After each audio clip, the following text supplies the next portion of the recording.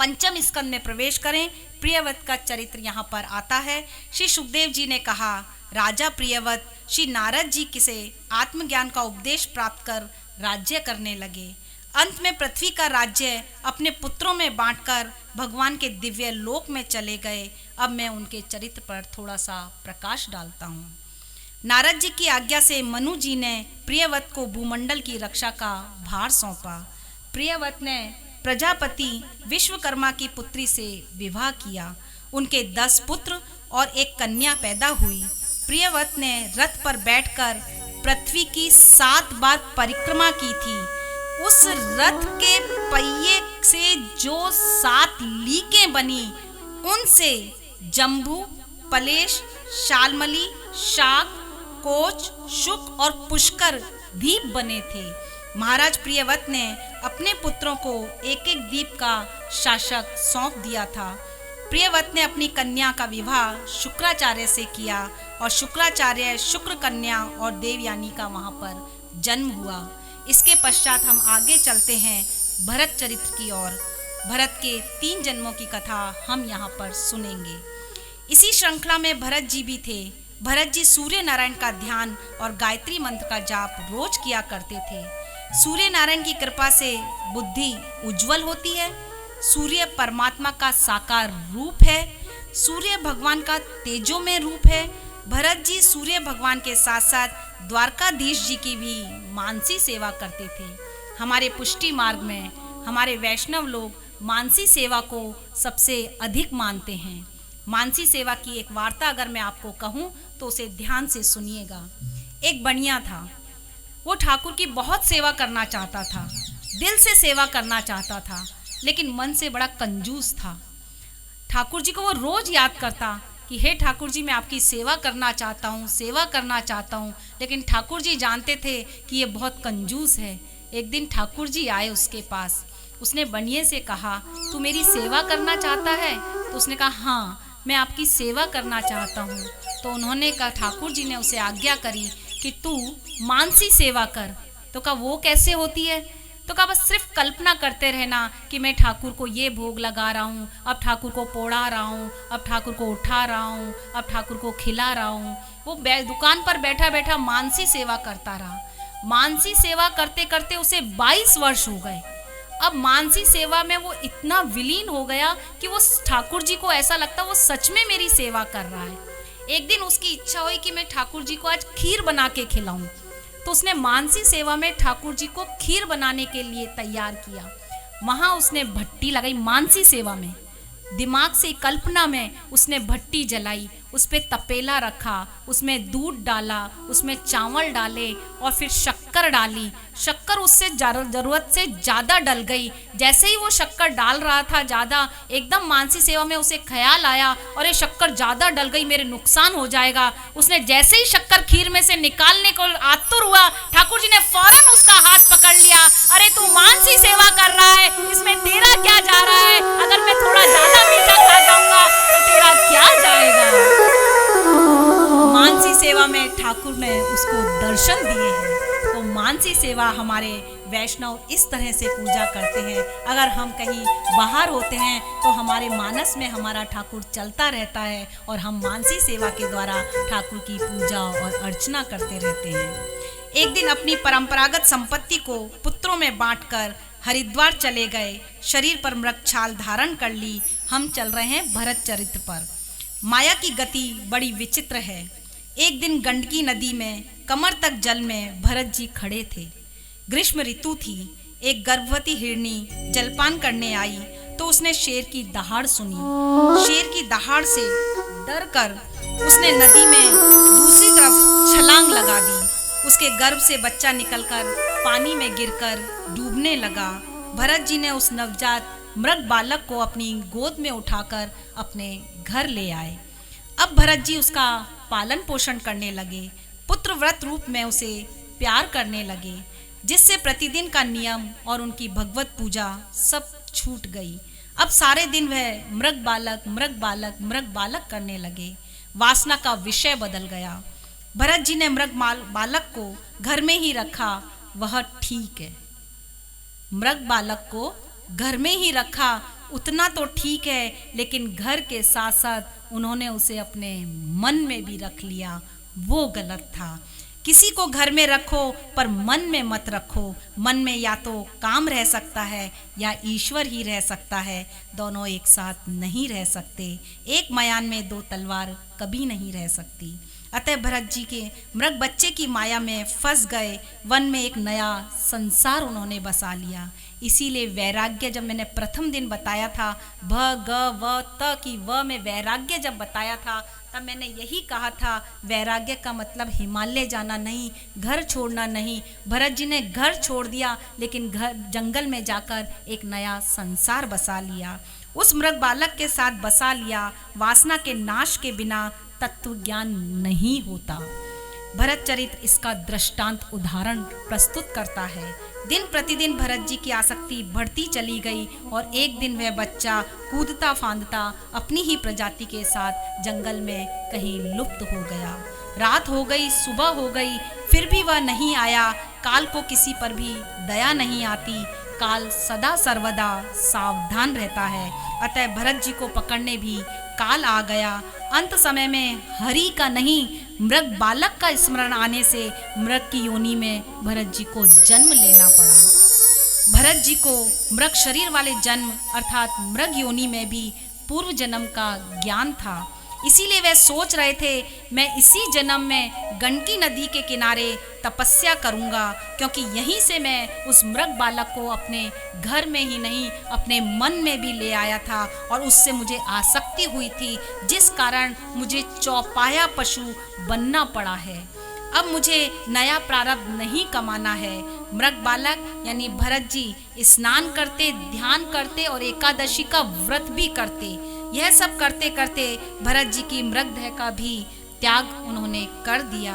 मृगदेह के पश्चात भरत जी ने एक ब्राह्मण के घर में जन्म लिया। उन्हें अब भी पूर्व जन्म का ज्ञान था। भरत जी सोचते, पूर्व जन्म में हिरण से बातें करता था तो हिरण बना, अब मैं किसी से बात नहीं करूंगा।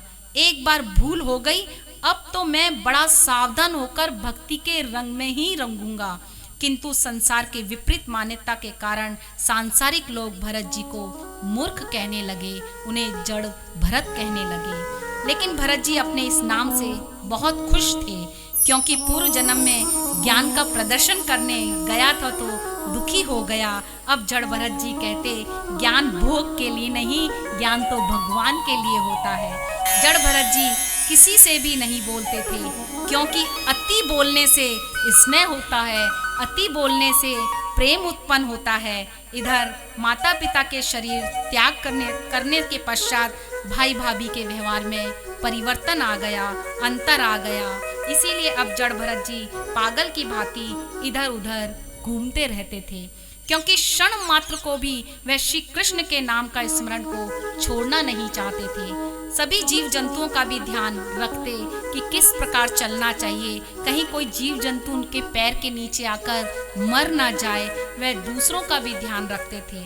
एक बार भाइयों ने जड़ भरत को खेत पर मेड़ बनाने को कहा, तो जड़ भरत ने सोचा, यदि मैंने ये काम सही तरीके से कर दिया तो मेरे भाई रोज रोज मुझे ये काम कहेंगे, तो फिर मैं कृष्ण का नाम नहीं ले पाऊंगा। तो उन्होंने मेड़ बनाने की जगह गड्ढा खोद दिया और वहाँ भाइयों ने देखा कि इसके बस का ये काम नहीं है, तो उन्होंने उसे खेत की देखभाल करने को कहा। तो जड़ भरत ने अब की बार खेत में गायों को चरने के लिए छोड़ दिया।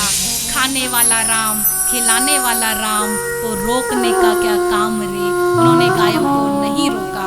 खेत की फसल खत्म होने के कारण भाइयों को गुस्सा आया, तो उन्होंने खेत में बीज डालने के लिए अब जड़ भरत को कहा। तो जड़ भरत जी बड़े प्यार से खेत में बीज डालते हैं और कहते हैं, राम जी की चिड़िया, राम जी का खेत,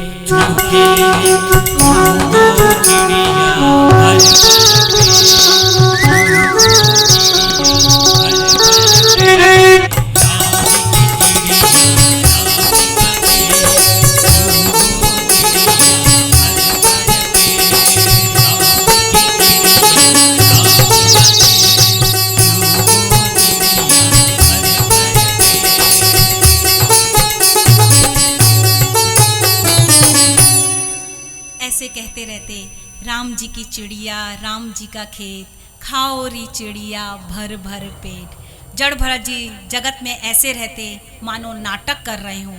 वे पागल हैं, बस खेत की मुंडेर पर बैठकर श्री कृष्ण का नाम लेते रहते। एक दिन एक भील राजा भद्रकाली को नर बलि चढ़ाने के लिए किसी नर को ढूंढ रहा था, तो सेवक जड़ भरत जी को ही उठा लाए और बलि देने के लिए पूर्व में जड़ भरत जी को नहलाया, अच्छे कपड़े पहनाए, बढ़िया बढ़िया पकवान खिलाए। जड़ भरत ने पूछा, आज कोई उत्सव है क्या जो मुझे ये पकवान खिलाए जा रहे हैं? सैनिकों ने कहा, नहीं, आज तेरी बलि दी जा रही है। ओ, आज मेरी बलि दी जा रही है, तो ऐसी बलि तो मुझे रोज दे दिया करो, कम से कम मुझे अच्छे कपड़े, अच्छे पकवान तो खाने को मिलेंगे। सैनिकों ने कहा, इसका नाम बिल्कुल सही है, ये मूर्ख है, ये जड़ भरत ही है, इसे ये भी नहीं पता कि बलि क्या होती है। मंदिर में काली के सामने ले जाकर उसे सिर नवाने को कहा, और जैसे ही भील राजा ने तलवार लेकर बलि देने के लिए तैयार हुआ, सबके प्रति समभाव सिद्ध करने वाले भरत को देखकर माता का हृदय वात्सल्य भाव से भर गया और भद्रकाली मूर्ति को तोड़कर प्रकट हुई अलग कर दिया और जड़ भरत को प्यार से गोदी में बैठा लिया। बोलिए भद्रकाली महारानी की जय। या देवी सर्वभूतेषु शक्ति रूपे नमो नमः। सर्वमंगल मांगल्ये शिवे सर्वार्थ साधिके शरण्ये त्र्यंबके गौरी नारायणी नमस्तुते।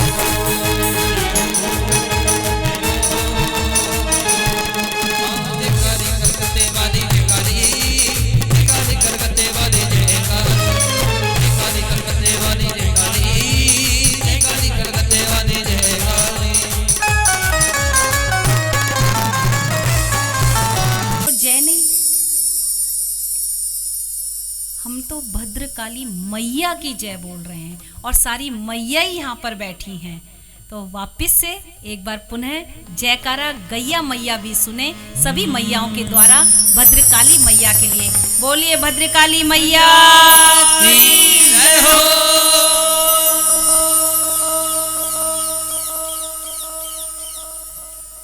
एक दिन सिंधु देश का राजा रहुगण, आगे इसी कथा में भरत के चरित्र पे ही हम चल रहे हैं।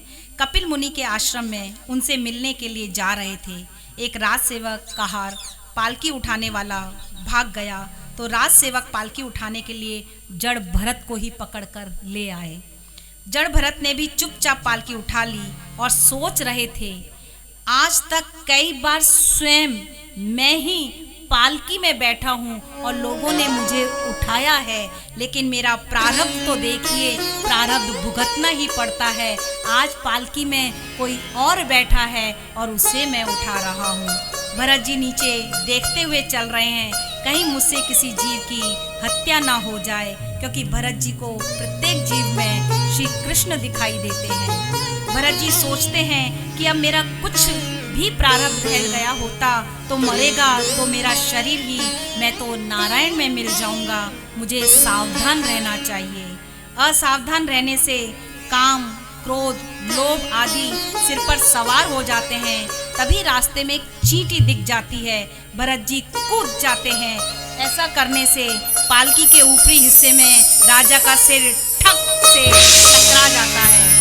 राजा ने सेवकों से कहा, अच्छी तरह से चलो, मुझे असुविधा हो रही है।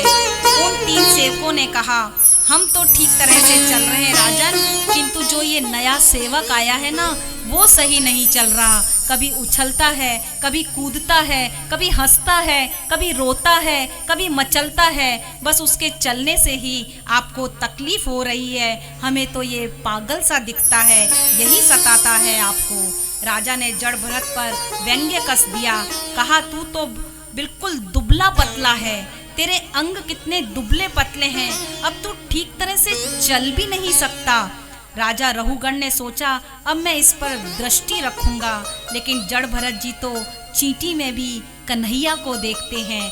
कृष्ण किसी भी एक के घेरे में नहीं रहते, सभी में कृष्ण का दर्शन करे, वही सच्चा वैष्णव है। जड़ भरत जी ने राजा पर ध्यान नहीं दिया और चींटी को देखते ही पुनः छलांग लगा दी और राजा का सिर अब की बार पालकी में जोरदार तरीके से भिड़ गया। राजा यह सहन न कर सका, वह क्रोधित होकर जड़ भरत का अपमान करने लगे। अरे तू जीते जी मरा हुआ है, तुझे भान ही नहीं है, अच्छी तरह से चल भी नहीं सकता। तुझे पता है मैं रहुगण राजा हूँ, तुझे दंड दे सकता हूँ। अब भरत जी सोचने लगे, मेरा अपमान कोई महत्व नहीं रखता, किंतु मैंने जिसे उठाया है वह रहुगण राजा यदि नरकवासी हो गया तो पृथ्वी पर से सत्संग की महिमा उठ जाएगी, सत्संग की महिमा नष्ट हो जाएगी। लोग कहेंगे, महाज्ञानी जड़ भरत ने जिनको अपने कंधे पे उठाया वह भी नरकवासी हो गया। जगत में सत्संग की बड़ी महिमा है। भरत जी कहने लगे, हे राजन, ये सत्य है कि मैं पुष्ट नहीं हूँ। अब ध्यान से सुनिएगा उनके वचनों का सार क्या है। पर तुम्हारे कथन से ना तो मेरी निंदा हुई है और ना ही मेरा उपहास हुआ है। मोटापन और दुबलापन तो शरीर का धर्म है, इसमें आत्मा का कोई संबंध नहीं है। हे राजन, मैं जीते जी मरा हुआ ही हूँ, ऐसा तो तुमने कहा है, वह भी सच है, क्योंकि सारा जगत ही जीते जी मरा हुआ ही है। यह पालकी भी मरी हुई है, उसमें बैठे हुए तुम भी जीवित होने पर भी मरे हुए ही हो। सभी विकारी वस्तुओं का आदि और अंत होता ही है, जो जन्मे हैं उन्हें मरना ही है। हे राजन, तुम भी मरे हुए ही हो। यह शरीर शव के समान है, आत्मा और शरीर का धर्म भिन्न है। सभी जीवों में परमात्मा विद्यमान है, फिर इसमें कौन राजा और कौन सेवक है? व्यवहारिक दृष्टि से ये भेद है, अन्यथा तात्विक दृष्टि से तो मैं और तुम एक ही हैं। राजन, केवल ईश्वर ही सत्य है। राजन, मैं इस प्रकार इसलिए चल रहा हूँ कि चींटी आदि मेरे पांव तले आकर कुचल न जाएं, चलते हुए मुझसे कहीं पाप ना हो जाए, ऐसा सोचकर ही मैं छलांग मारता हूँ। मेरे श्री कृष्ण सभी जगह विराजमान हैं, इन चींटियों में भी परमात्मा है। जड़ भगत के ऐसे सुंदर वचन सुनकर राजन बोला, ना ना ना, ये कोई पागल नहीं है, अरे ये तो कोई परमहंस है, ये ज्ञानी है, महात्मा है, लगता है ये कोई अवधूत संत है, वेदांत के कठिन सिद्धांत बता रहा है, इनकी ब्रह्मनिष्ठा अलौकिक है, मैंने इनका अपमान करके बड़ी क्षति कर दी। ये सोचते ही राजा पालकी से कूद पड़ा है। जो राजा मारने के लिए तैयार हो गया था वही राजा वंदन कर रहा है। रघुगण अब क्षमा याचना कर रहे हैं और जड़ भरत जी से पूछ रहे हैं कि आपने कहा कि शरीर को जो दुख होता है वह आत्मा को नहीं होता। आपने कहा जो शरीर को दुख होता है वह आत्मा को दुख नहीं होता, परंतु मैं तो मानता हूँ कि जो शरीर को कष्ट होता है वह आत्मा को भी कष्ट होता है। इसका कारण यह है कि शरीर का संबंध इंद्रियों के साथ है, इंद्रियों का संबंध मन के साथ है और मन का संबंध बुद्धि के साथ है और बुद्धि का संबंध आत्मा के साथ है। अतः जो दुख शरीर को होता है वह आत्मा को तो होगा ही। भरत जी ने कहा, राजन ये मिथ्या है, आत्मा निर्लिप है, संसार तो मन की केवल कल्पना है। राजन मन की विकृति होने पर जीवन भी विकृत हो जाता है, अतः मन यदि सुधर जाए तो आत्मा को मुक्ति मिल जाती है। हे राजन, तू तो केवल कश्यप देश का ही राजा है, मैं तो भरत खंड का राजा था, फिर भी मेरी दुर्दशा देख ले। राजन, इसलिए मैं कहता हूँ कि ये सब तो मन के खेल हैं। मन को शुद्ध करने के लिए संतों का समागम करो, महापुरुषों की सेवा से ही ब्रह्म की प्राप्ति होती है। ऐसा उपदेश देकर जड़ भरत वहाँ से चले गए और राजा रघुगण भी अब गुरुदेव से मिलने पालकी में नहीं पैदल चले हैं। गुरुदेव कपिल ने अब जब राजा को पैदल आते हुए देखा तो स्वयं आसन से उठकर गदगद भाव से उन्हें गले लगाया है। हमारी भारत भूमि में जन्म हुए मनुष्यों की महिमा तो देवगण तक गाते हैं। हमारी भारत भूमि ऐसी ही है। अहो, इस भारतवर्ष के मनुष्यों ने कौन से पुण्य किए होंगे, हमने ऐसे कौन से पुण्य किए होंगे कि हम भारत देश में हमने जन्म लिया, क्योंकि यहाँ पर तो आने के लिए हरि स्वयं जन्म लेते हैं। उन्होंने भगवान की सेवा के योग्य मनुष्य जन्म इस भारतवर्ष में पाया है। भरत खंड के स्वामी हैं देव नारायण। भरत खंड हमारा भारतवर्ष कर्म भूमि है, हमारा भारतवर्ष कर्म भूमि है, जबकि दूसरे खंड भोग भूमि है। भरत खंड में जन्म प्राप्त करने की इच्छा तो देवताओं की भी होती है। तो चले, ये भारत देश है मेरा, ये भारत देश है।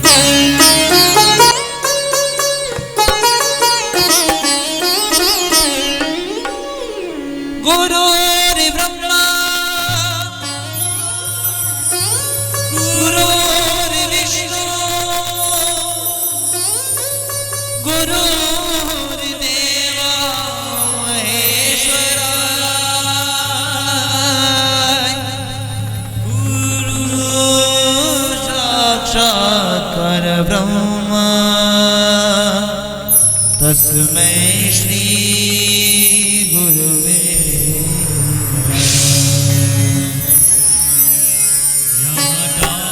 डाल पर सोने की चिड़िया करती है बसेरा, भारत देश मेरा, भारत देश मेरा।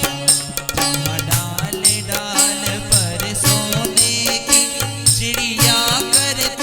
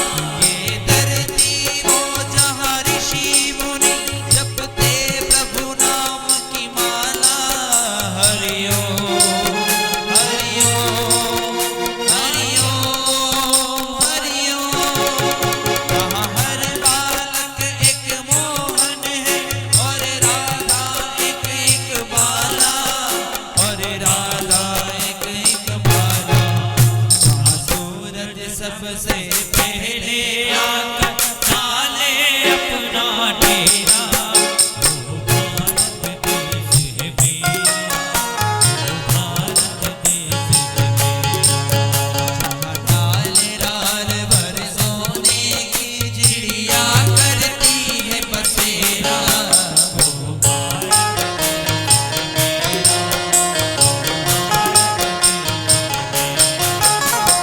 भारत देश है मेरा, भारत देश है मेरा।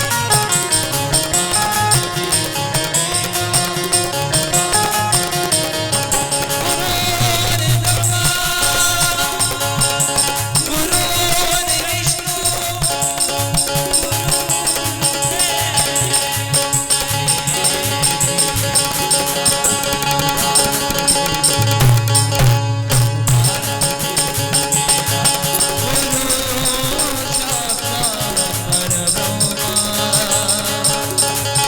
तस्मै श्री गुरुवे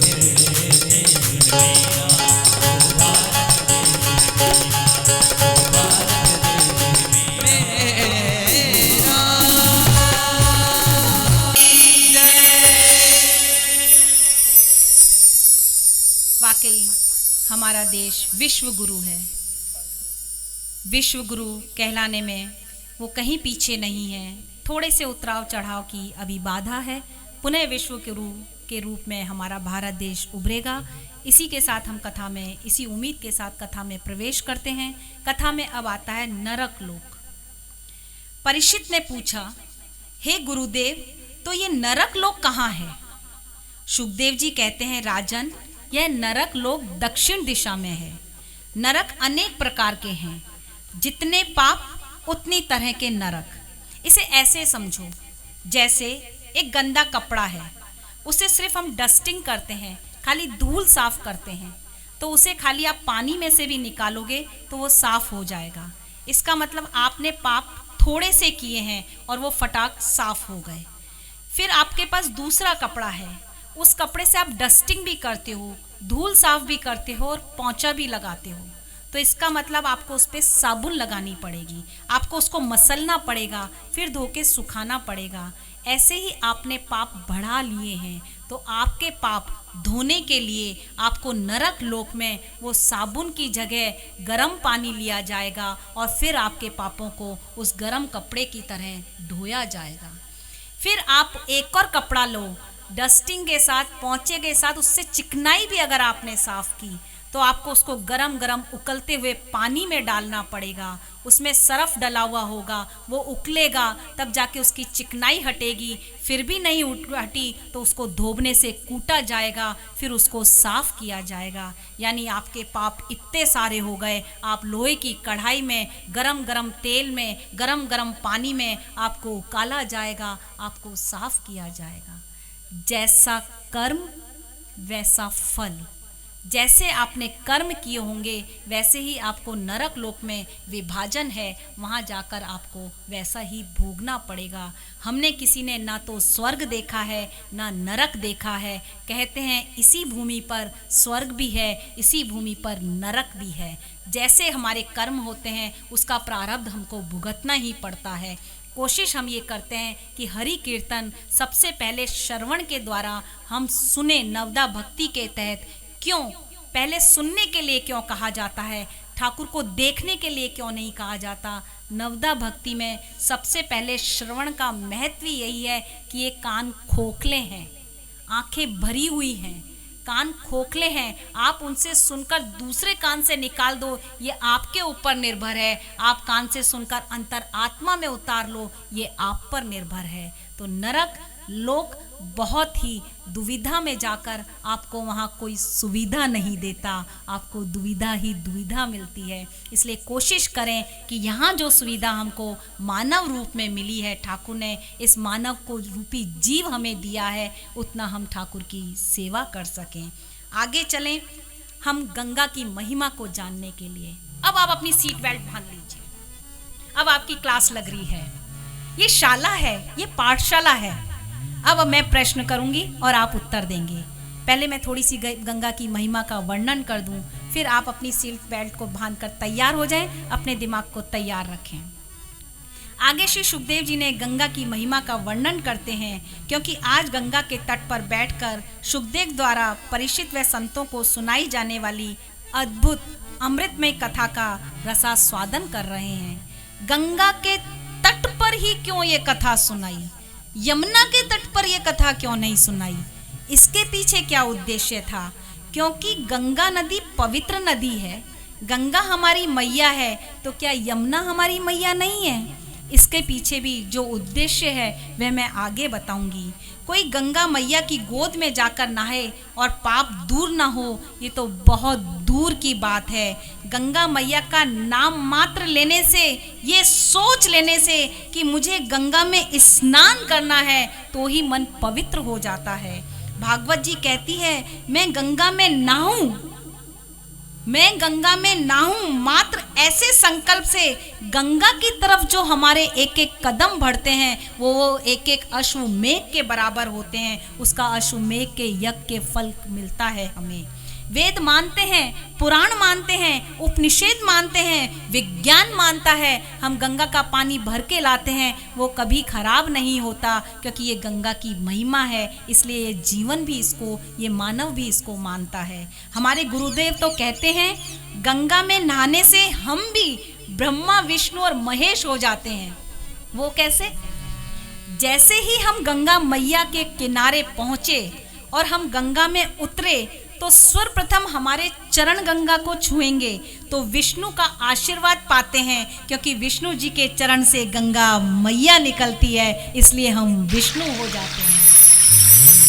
फिर हमारे हाथ गंगा को प्रवेश, हाथ छूते हैं, स्पर्श करते हैं, तो ब्रह्मा जी का हमें आशीर्वाद मिलता है, क्योंकि गंगा मैया ब्रह्मा जी के कमंडल में से निकलती है, इसलिए हम ब्रह्मा हो जाते हैं। आगे हम चलते हैं तो फिर हम गंगा मैया में डुबकी लगाते हैं और हर हर गंगे कहते हैं, तो हम शिव हो जाते हैं, क्योंकि शिव की जटाओं से गंगा मैया निकलती है। ब्रह्मा विष्णु महेश हो जाते हैं। गंगा मैया का वर्णन तो महाराज पंडित जगन्नाथ ने किया है अपनी गंगा लहरी में, अद्भुत वर्णन किया है गंगा लहरी में। और देखिए, और मैं तुम्हें आपको सुनाती हूँ, फिर आपसे प्रश्न पूछती हूँ। गंगा लहरी में पंडित जगन्नाथ ने जो कहा है उसका एक दोहा मैंने उठाया है। अहि रिपुपति कांता पितृ संबंधे कांता हर तन्य निहंत्री पादधात्री ध्वजस्य सखी सुत सुत कांता पितृ संपूज्य कांता पितृसत्रस्य पतंती जानवी न पुनो हुतु। अब देखिए, अहि रिपुपति, अब सुनिएगा, अहि रिपुपति कांता। अब प्रश्न इसी श्लोक की एक लाइन से मैं उठाती हूं। अहि रिपुपति कांता, सर्प का दुश्मन कौन?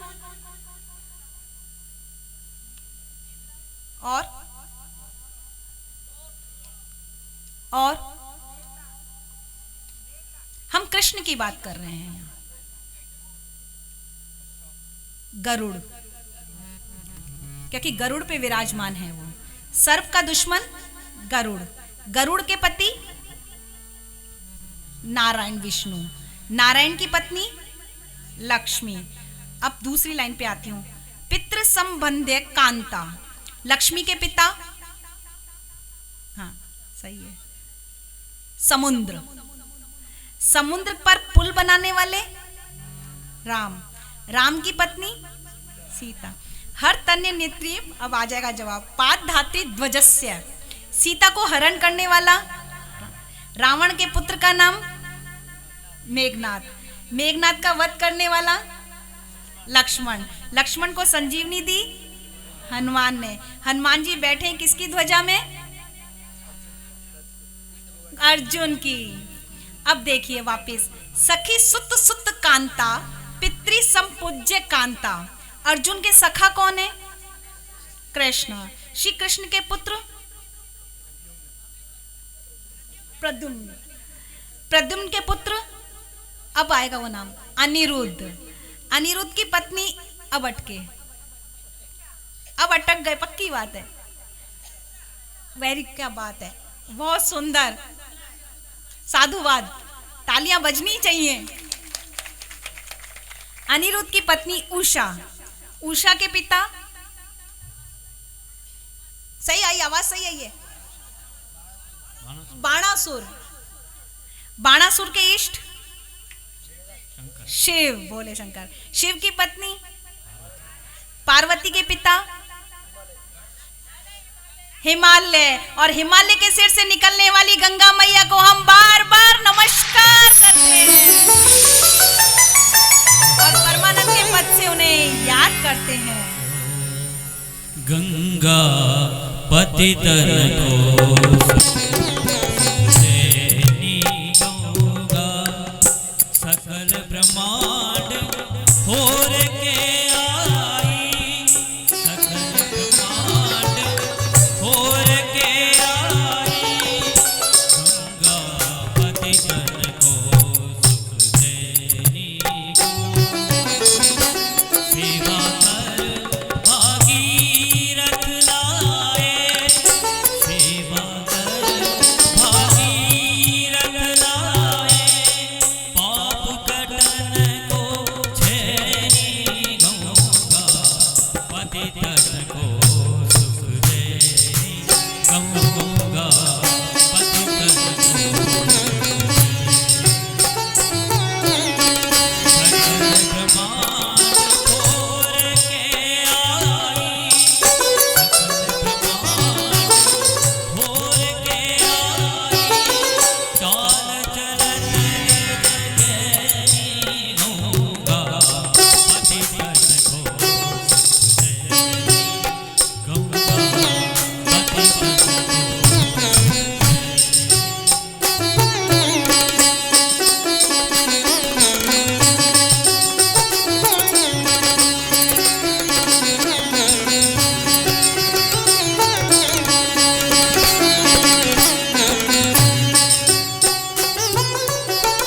परमानंद प्रभु चरण परसत, परमानंद प्रभु चरण परसते, भई कमल दल नैनी गंगा, पतितन को सुख देनी गंगा, पतितन को सुख देनी गंगा, परमानंद प्रभु चरण परसत, भई कमल दल नैनी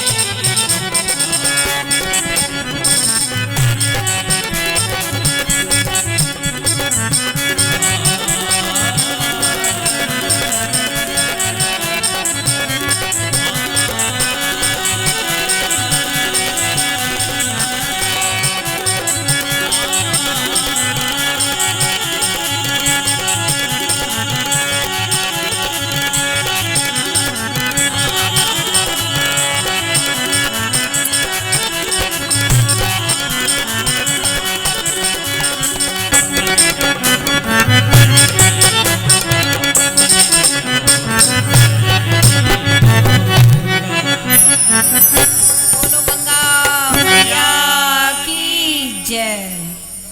गंगा की महिमा बड़ी है और उस पर उनके किनारे बैठकर श्रीमद् भागवत कथा जैसे सोने पर सुहागा हो महाराज। अब देखिए, यमुना के किनारे कथा क्यों नहीं हुई? क्योंकि यमुना मैया के किनारे जहाँ कृष्ण ने रास रचाया है, तो वहीं गंगा के मैया के किनारे भागवत कथा हुई है और उसे चौराहे चौराहे पर बांट दिया है। आज परीक्षित के द्वारा एक साधु का अपमान हुआ और गंगा मैया के किनारे बैठकर वो पूछ रहा है, मरणासन व्यक्ति की मुक्ति कैसे होगी, जबकि गंगा स्वयं मुक्ति दाता है। इसके अस्तित्व में दो बातें मुझे प्रतीत होती हैं। भागवत कथा से बड़ी या तो किसी की महिमा नहीं। जैसे घर में कोई बीमार हो तो एम्बुलेंस बुलाई जाती है, लेकिन हॉस्पिटल में अगर वो व्यक्ति हो फिर एम्बुलेंस वाले को फ़ोन किया जाए तो कोई हमें पागल ही कहेगा। वही बात यहाँ हो रही है कि गंगा के किनारे बैठे हुए सुखदेव जी, परीक्षित जी, फिर भागवत कथा वहां कहने का क्या उद्देश्य रहा? स्वयं गंगा मुक्ति की दाता है, फिर भागवत कथा वहां गंगा के किनारे ही क्यों कही जा रही है? आप गंगा के किनारे ही हो और फिर भी भागवत जी सुननी है। गंगा स्वयं अपने आप में सक्षम है, फिर भागवत जी सुनने से वहां क्या तात्पर्य है? शास्त्र में भी 2 प्रकार की व्यवस्था है और हमारे साहित्य में भी 2 प्रकार की कैटेगरी हैं। ध्यान से सुनिएगा, एक दूरकूलक तो दूसरी आत्मकूलक। दूरकूलक कौन है? गंगा, यमुना, कावेरी, झेलम, अलकनंदा, मंदाकिनी, ये सब दूर से बहती हैं। अभी हमारे पास यहाँ से इनका उद्गम स्थल नहीं है, ये सब दूर से बहती हैं और इनमें आत्महत्या करते हुए पकड़े गए तो जेल जाओगे और अगर नहीं पकड़े गए, डूब गए तो मर जाओगे। लेकिन आत्मकूलक जो है ये भागवत की नदी है, ये वाल्मीकि रामायण की नदी है, ये चैतन्य महाप्रभु की नदी है, ये वल्लभाधीश की नदी है और इन नदियों में यदि डूब गए तो तर जाओगे। भागीरथी और भागवत। भागीरथी केवल जीवन में पाप को नष्ट करती है। अंतर देखिएगा भागीरथी और भागवत में। भागीरथी आपके जीवन के केवल पाप को नष्ट करती है, लेकिन हमारी भागवत पाप करने के स्वभाव को ही नष्ट करती है, इसलिए ये उत्तम है। इसीलिए भागीरथी के तट पर ही परीक्षित को सुखदेव जी ने भागवत कथा सुनाई है। आप लोग क्या सोचते हो? हरिद्वार जाते हो, गंगा में नहाते हो और सोचते हो हम हमारे पाप धोकर आ गए। ऐसा नहीं होता है।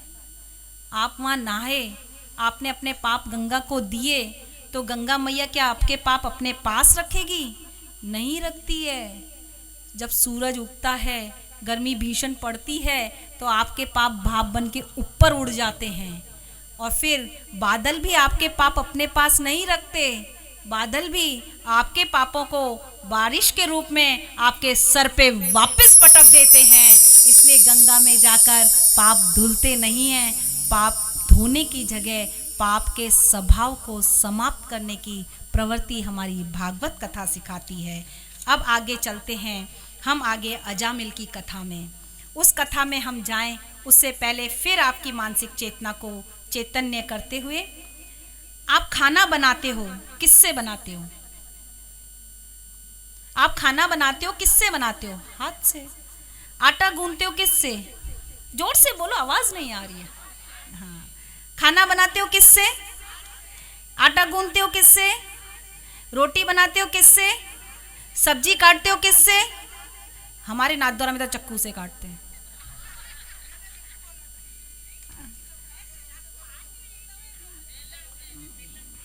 चक्कू सब्जी काटते, मैंने काटते कहा है, हाथ से नहीं कटती है सब्जी, मैंने काटते शब्द कहा था। एक सब्जी खिलाओगे क्या ठाकुर को? चलो, अब तुलसी गौशाला में भागवत सुनते हुए कैसा सामर्थ्य बढ़ गया है हमारा। ये थोड़े से प्रश्न पूछ लेती हूँ तो आपके मुंह पे हंसी आ जाती है, बस वही मुझे चाहिए। बाकी ऐसा लगता है एक तरफा, और मैं टीचर हूँ तो मुझे ये शिक्षा दी गई है कि एक तरफ व्याख्यान नहीं होना चाहिए, गेट टुगेदर दोनों तरफ से होना चाहिए, तभी वो मानसिक रूप से भी विराजमान यहाँ रहते हैं, शारीरिक रूप के साथ साथ। तो देखिए आपका कितना सामर्थ्य यहाँ पे बढ़ जाता है। तो सारा काम कौन करता है? हाथ। मेरा उद्देश्य आपसे प्रश्न पूछने का यहाँ ये था, सारा काम कौन कर रहा है? हाथ। और स्वाद कौन ले रहा है? जीभ। तो फिर ये कैसा भेदभाव? सारा काम हाथ करे और स्वाद जीभ ले, भेद तो हो गया। काम हाथ कर रहा है, स्वाद जीभ ले रही है, लेकिन ये भेदभाव वहाँ होता है जहाँ अपने से भिन्न कोई सत्ता होती है। हाथ भी मेरा है, जीभ भी मेरी है, लेकिन पुष्ट तो मेरा पूरा शरीर ही हो रहा है। तो कहते हैं कि ये जितने भी जीव हैं ये भगवान के ही अंश हैं और भगवान के अंश होने के कारण भगवान से भिन्न कोई सत्ता नहीं है तो भेद का खाली भाव है हम में, बाकी हमसे कोई अलग नहीं है। आपको भी ठाकुर जी का आशीर्वाद प्राप्त है तो उन जीवों को भी ठाकुर जी का आशीर्वाद प्राप्त है। अब चलते हैं अजामिल की कथा में। कन्नौज में एक वैश्या पुत्र अजामिल रहता था। उसका सदाचार नष्ट हो गया था। उसने भगवान का पूजा पाठ करना आदि सब छोड़ दिया। वह चोरी करके, राहगीरों को लूटकर और जुआ खेलकर अपने परिवार का पेट भरता था। अजामिल का अर्थ क्या है यहाँ? अजामिल का अर्थ क्या है यहाँ? अजा का मतलब माया में फंसा हुआ जीव। एक बार एक साधु अजामिल के घर पर आया। साधु अजामिल को देखते ही समझ गया कि यह जीव माया में फंसा हुआ है। अजा का अर्थ ही माया से है। अतः साधु ने अजामिल का उद्धार करने की सोची। साधु ने अजामिल से कहा, मुझे पता है तुम्हारी पत्नी गर्भवती है, अतः तुम मुझे कुछ भिक्षा में देना चाहते हो तो बस वो बच्चा जब जन्म ले तो उसका नाम नारायण रख देना। तो अजामिल ने भी सोचा, वैसे भी मैंने इस साधु को दिया ही क्या है, भिक्षा में कुछ दिया तो नहीं। अगर ये मेरे पुत्र का नाम सिर्फ नारायण ही रखना चाहता है तो भिक्षा मांग रहा है तो मैं रख दूंगा उसका नाम नारायण। अतः अपने पुत्र का नाम नारायण रख दिया। नारायण ही अपने बूढ़े पिता की देखभाल करता था। सारे दिन पिता भी नारायण नारायण नारायण नारायण करते थे। कुछ समय बाद अजामिल का अंतिम समय आ गया। यमराज ने उसे पकड़कर ले जाने के लिए यमदूत भेजे।